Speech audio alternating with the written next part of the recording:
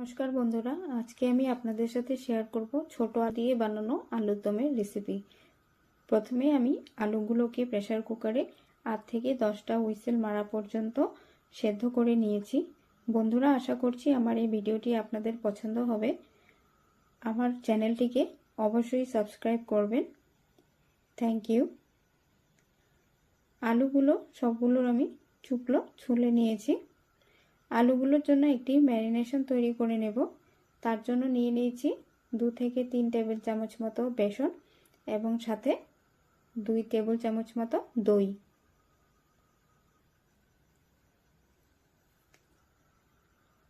তারপর এর মধ্যে দিয়ে দেব পরিমাণ মতো নুন।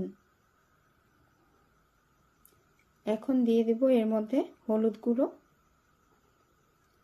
দিয়ে দেব সামান্য জিরে গুঁড়ো আর সামান্য শুকনো লঙ্কা গুঁড়ো। ভালো করে মিশ্রণটি তৈরি করে নেব। আমি এখানে কোনো রকম জল ব্যবহার করিনি।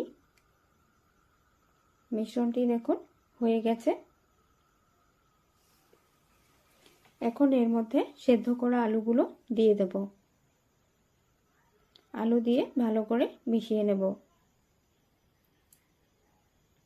আমাদের ভালো করে মেশানো হয়ে গেছে। এখন এই মিশ্রণটি বন্ধুরা আমি 5 থেকে 10 মিনিট পর্যন্ত একটি প্লেটের সাহায্যে ঢেকে রেখে দেব। চলুন এখন রান্নাটি বসিয়ে দিই। কড়াইতে তেল গরম হয়ে গেছে। এখন এর মধ্যে দিয়ে দেব গোটা গরম মশলা আর দিয়ে দেব একটা তেজপাতা। ভালো করে ভাজা ভাজা করে নেব। এখন একটি পেস্ট তৈরি করে নেব, যার জন্য নিয়েছি 2টো টমেটো, 2 টুকরো আদা, 4টে কাঁচা লঙ্কা আর 2 টেবিল চামচ মগজ। ভালো করে পেস্ট বানিয়ে নেব। পেস্টটি এখন কড়াইতে দিয়ে দেব। ভালো করে নেড়ে চেড়ে নেব।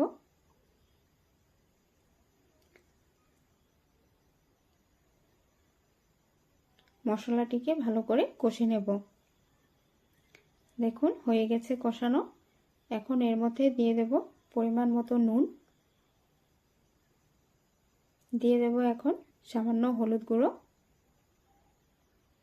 এখন এর মধ্যে দিয়ে দেব লঙ্কা গুঁড়ো আর দিয়ে দিয়েছি সামান্য। এখন ভালো করে মিক্স করে নেব।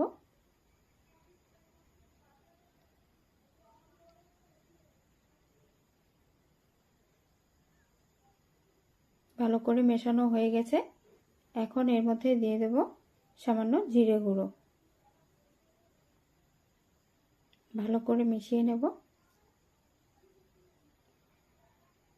আমাদের মশলাটি কষানো হয়ে গেছে। এখন এর মধ্যে দিয়ে দেব ম্যারিনেট করে রাখা আলুগুলি।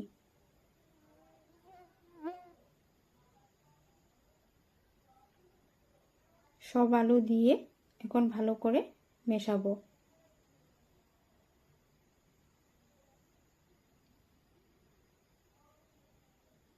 ভালো করে মেশানো হয়ে গেলে তারপর এর মধ্যে দিয়ে দেব পরিমাণ মতো জল। জল খুব সামান্যই দেব, কারণ আমাদের আলুগুলো আগে থেকে সেদ্ধ করাই আছে। জল ফুটে উঠেছে, আমাদের গ্রেভি রেডি। এখন এর মধ্যে দিয়ে দেব ফ্রেশ ক্রিম আর সামান্য গরম মশলা পাউডার। ভালো করে দিয়ে এখন মিশিয়ে নেব। গ্রেভি দেখুন আমাদের একদম রেডি। নামিয়ে গরম গরম এখন পরিবেশন করুন ছোট আলু দিয়ে আলুর দম। Thank you.